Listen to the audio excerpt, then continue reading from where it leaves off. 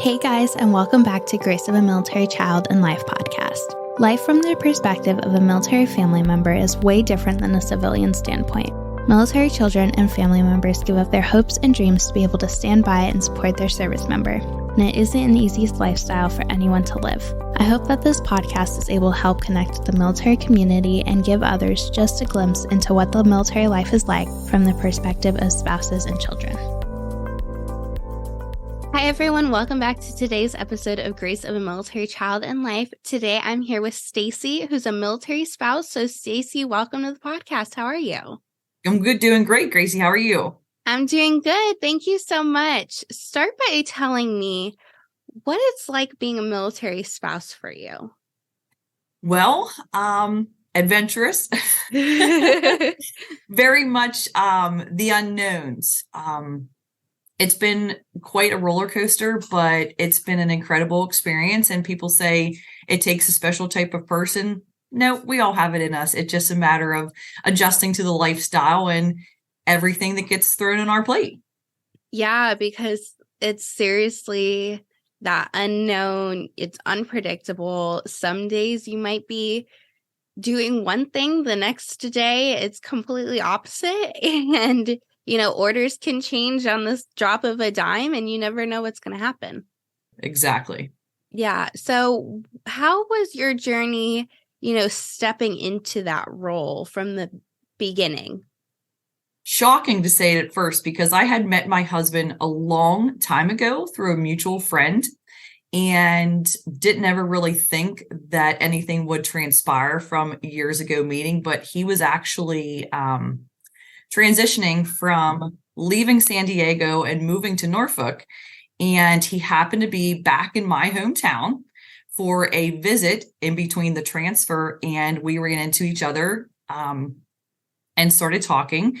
We ended up just going for coffee and going for ice cream and playing mini golf. And next thing you know, less than a year later, we were married, expecting our first child. Wow. It's a quick journey. And that's yes. So many military relationships are that quick and it goes back to back to back to back to back. And everyone, sees that and it's like, what is that? How do relationships work like that? Yep. It is incredible and definitely blessed by the experience for sure. Yeah. So you kind of picked up from California then and yes, moved. Actually, I did not. I was not in California with Josh. That was his life before me and my life before him. He was there and he was moving to Norfolk. And that's when we got connected again from me knowing him when he was here in Altoona with his family previously. So, wow. What an incredible, it's just the way that it works some days. You cannot, again, back to that unpredictability, For sure, because you never know where life's going to take you. And it's the most unexpected things that bring you the most joy. That is so true. And, military life is so unexpected. And so finding joy in those little unexpected moments that you never know what's going to happen, you never know what's coming for you next is so important. Yep, for sure. Yeah. So, moving cross country, essentially, and having your first kid and, being married and in a relationship, what was it like settling into that new lifestyle so quickly? Well, can I take us back for just a second? Because, so I was actually still living in Altoona when Josh had transferred to Norfolk and we were dating long distance at first. And he was home once or twice throughout the year. And I was making some trips to Norfolk and we happened to be down there for one of the amazing events. And that's one of the best things about military life is the travel. I think a lot of times you get to go to all the different places and see the culture and such. But I had traveled down to Norfolk for an event that was right at the waterfront. They were doing a wine festival. And Josh actually proposed to me at the wine festival. Oh my gosh. And then eventually we got married just a few short weeks later. And I actually did not move with him until our son was just about 4 months old. We actually moved on Mother's Day, my first ever Mother's Day, from Altoona to Norfolk to be with Josh permanently. I kind of thought for a second that I could make our lifestyle work with me being here and him being there, and realizing within a few short weeks that that wasn't going to be the case, that we all needed to be together as a family. Yeah, because it's so important to have that family connection, that family unit and bond whenever you are or wherever you are and whenever you can, because you never know when that is going to be taken away because of a deployment, because of TDY, because of trainings, whatever the case may be. And, especially with little ones, it's hard to, in a sense, miss out on those moments, growing up and everything too. Yep, for sure. So we packed everything up on Mother's Day, got in the car and drove 6 hours to the apartment that my husband had gotten ready in that short period of time since my son was born. And to be honest with you, I am not shy or backwards or anything. So the adventure was amazing, but the initial thinking, okay, I'm going here. This is really happening. I'm going to be with my spouse now and living this brand new life of everything that I've never experienced before with an infant. Yeah. Yeah, it is scary, but it's that adventure. And if you're willing to take that step, if you're willing to take that leap, you get some of the best experiences from it. I wouldn't change it for anything. I am extremely thankful for all the things that we've gone through and been able to do in that few years. So yeah, it's absolutely incredible. Yeah, especially, what a first Mother's Day. I know, right? Pack up your car, road trip. We're moving to Virginia. With an infant. Correct. And I'll tell you what, that little boy is a trooper. He does the car so well, even to this day. He's 4.5 right now. So yeah. Yeah, military kids, I always say I'm a little biased, but military kids are seriously the best. They're so, BRAT is the acronym for bravery, resilience, adaptability, and T, everyone kind of changes a bit, but I always say tough, and they fit every single one of those categories. And it's not something that they necessarily learn. It's instilled in them from the moment that they are born into or step into that military child role. Yep, for sure. He absolutely, he still remembers. He always says, Mama, when are we going back home? Because Virginia was his home for the first, 3.5 years of his life. And he hasn't associated Pennsylvania with being home just quite yet, but I think he's almost there. And once, every time you move, seriously, the hardest question to ask, mainly kids, but even spouses as well, that question of where is home? Kids grow up in this environment where it's so unstable. And, for me, even though I've moved only twice, Ohio is where I was born. I spent 9 years there. Texas, I spent a good 3 years of my life there, but those were my maturing years. That's when my dad got hurt. We were there. We were at BAMC because we were in the hospital. Like, we were there for a reason. And so those years have so much meaning to me. And then moving to Florida, like, that's where my teenage years were. And so it's like, how do I pick out of those 3 places where home is? And so many military kids have to move around so much more than that. And it's like, where do you pick from there? Yeah, but home's where we are. Home's where your family is. So it's not a place. I think it's a feeling in the heart and being in a place that you are all connected. So. Right, because when you have to constantly be packing up and moving, what is home? Exactly. Yes. So what was like the next stage in life after Norfolk? What came next after that for you guys? Well, we were actually there for the last 3.5, almost 4 years while Josh finished his naval contract. He was in for 8, but we were only with him down there for the last 3.5 because of the transition. But he actually spent some time when we arrived still on a ship. And then he eventually was put on shore duty, which we were very thankful for because we knew he would get to be home with us. And then COVID happened. and all things changed. And he was actually moved from the Norfolk Naval Station over to Portsmouth Naval Hospital during all the COVID. So he was working with all of the other servicemen and women that were connected with anything dealing with COVID, from getting people onto the base to be tested, all that kind of stuff. And so he was actually then tied to the hospital ship. So if the ship went out, which it did have to one time, he had to go along with them.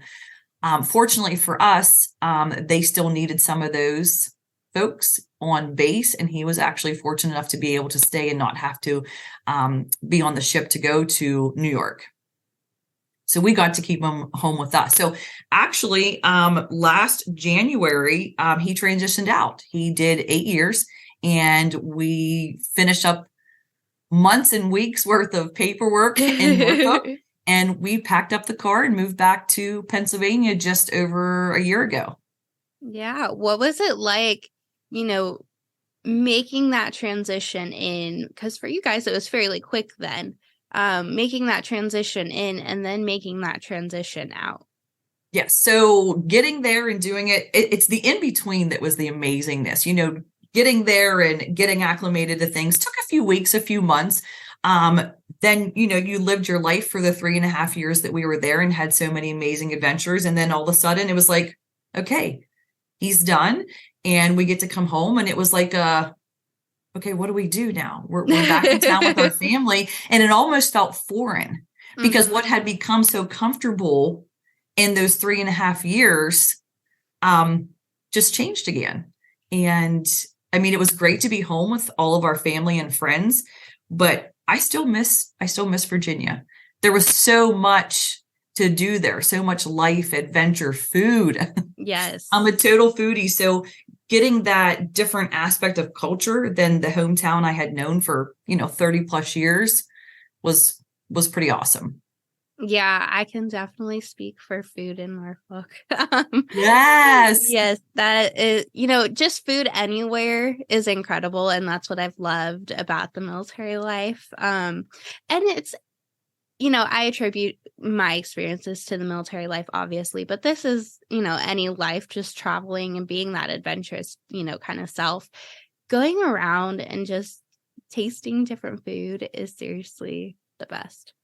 And I honestly think that my son is such an incredible eater because of being in the military and being away and having all of that at our fingertips, from American food to Italian to Filipino to Thai to Vietnamese. I mean, everything in between. That little boy eats everything. And I love going right outside of base with the little like mom and pop restaurants right outside, and the different cultures of food that you have around there, and everything is just so incredible. Yep. You get to know all the locals once you go to the restaurants X amount of time, and people are like, oh, are you here? Are you like a permanent here? Are you like a military here? And it's actually kind of funny joke. Like, oh, will we see you next month? Are you going to be gone? And yeah, because, one day you'll be walking in like once every week, once every other week. And then the next day you never go back. And, as hard as that is to say, and as terrible as it sounds, like you literally just you go and you most of the time never go back. Yep. So it's definitely that, when will we see you again? Are we going to see you ever again? It's a valid question. Oh yeah, absolutely. I mean, we got connected with so many wonderful people in the community, and I mean, just from friends or churches and business owners, and you get accustomed to all of that. And then all of a sudden it ends. Yeah. And, having only had that one duty station, it's easier to go back instead of having, a duty station in every corner of the country, Correct. When you try to go back and visit, you're like, well, which one do I choose? Yeah. My husband said he would go back to California any day. He really much enjoyed San Diego and not so much Norfolk. I'm just not sure if it was because of the difference in change in weather and such, because we're both fair weather people. which we're in Pennsylvania now. And if you know anything about Pennsylvania weather, it is cold. Yeah. We have more winter than any other season. And the fact that he actually wanted to come back to my hometown was pretty shocking for me. I was like, why don't we move somewhere warm? He's like, when I retire. I was like, okay. We've got a little bit more time, with the cold weather. It was, I grew up in Cleveland, so yes, mistake all on the about lake. We have the lake effect snow, and you tell somebody lake effect snow, and they're like, "What is that?" And I'm like, "You haven't lived up north." Yeah, it is definitely a complete change from, he was in California for almost 5 years, and drastic change moving, to Virginia and to PA. Right. Even, Norfolk is still kind of southern and it is right on the ocean, but you still it's not tropical weather there like California. No. I'm in Florida and it's tropical year round basically, but you don't get that in Norfolk. Yeah, palm trees and sunshine for you. But Norfolk still, the weather is absolutely incredible. You do have a lot more sunshine than you do have cloudy. Funny story about that. When we moved home to PA, we were here maybe 6 or 7 weeks.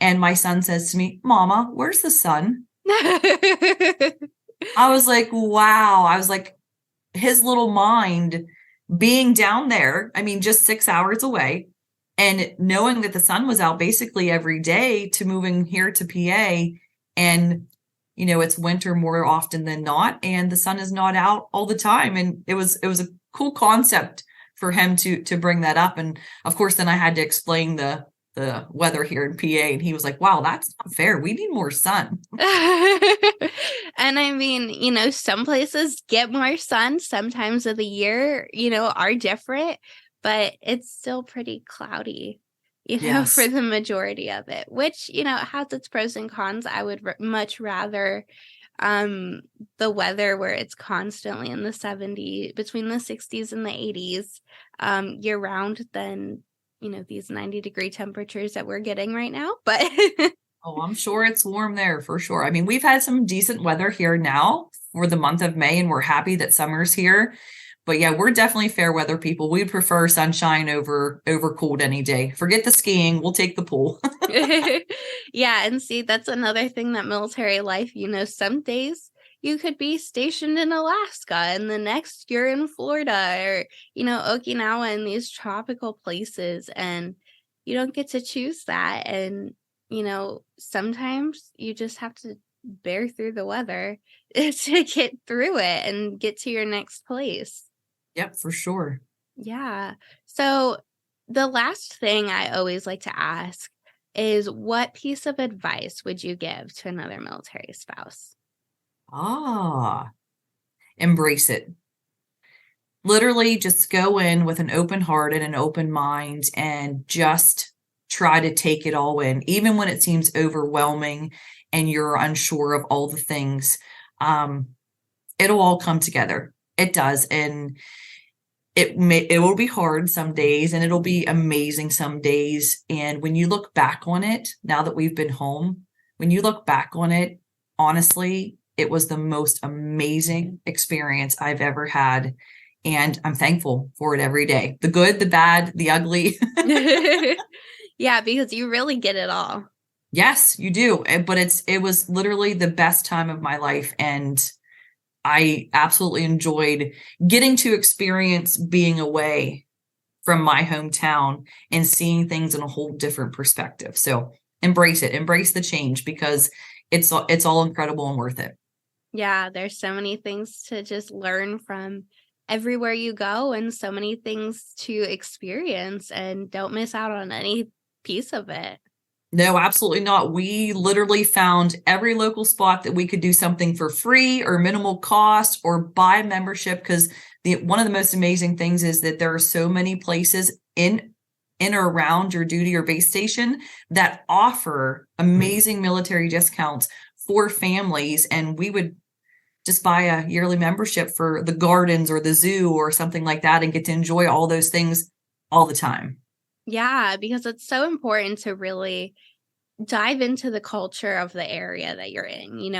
most of the time we're all in the United States, but every single state, every single region is so different. So it's important to dive into, the local region. There was something on Instagram going around the other day, and it's said, I don't want to be a tourist. I think it was worded, I don't want to be a tourist. I want to be a traveler, because the travelers are the ones who like really deep dive into the area and what it's like, instead of just saying, I want to be a tourist. I want to go to all of these, places that everyone else is going. And while that's, good too, it's so important, especially for military families, when you get a new duty station, to dive into what it's like in that area, because the next area is going to be so different. Yep. I always said, become a local. Yeah. Act like you've been there your whole life and just see all the things and experience it all. Yeah, absolutely. Well, thank you so much, Stacey, for being on the podcast and sharing your incredible journey. Of course. I'm so thankful that you asked me to be on. Thank you for listening to this week's episode of Grace of a Military Child and Life. Make sure to set a reminder for every Tuesday to listen to a new episode. You can find us on Instagram and YouTube at Grace of a Military Child and Life. If you have any questions or want to be on the podcast, send a message to one of our social media platforms or email grace.of.a.military.child@gmail.com. See you next week.